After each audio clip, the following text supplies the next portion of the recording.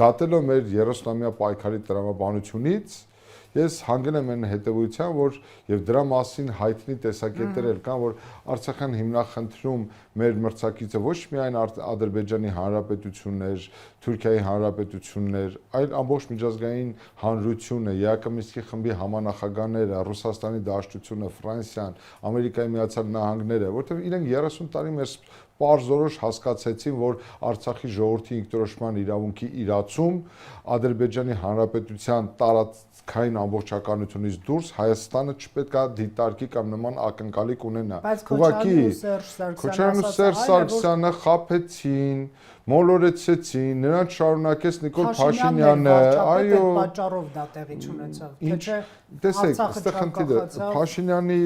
սխալներն ու ձախողումները այնքան մեծ են, որոնք ուղղակի ժամերը պետք հաշվելու համար։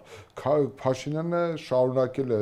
Քոչարյանի ու Սերժ Սարգսյանի որդեգրած քաղաքական գիծը մինչև 22 թվականին Պրագայի, այսինքն գործընթացը։ 21 թվականի Փաշինյանի նախընտրական ծրագիրը բացեք, տեսեք, ինչ է գրված, կտեսնեք, որ նույն Քոչարյանի եւ Սերժ Սարգսյանի գծի շարունակությունն է եղել։ Էլ չասեմ, որ առավել թունդ ոչ պիտիզականության դիրքերից էր հանդես գալիս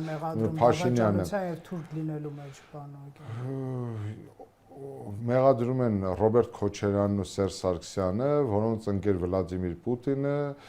Կրեմլից ասում էր, որ Փաշինյանը դավաճան չէ։ Հիմա թող իրենք իրենց մեջ պարզեն, ով է դավաճանը, ով է հայրենիքը վաճառել, ով է ինչ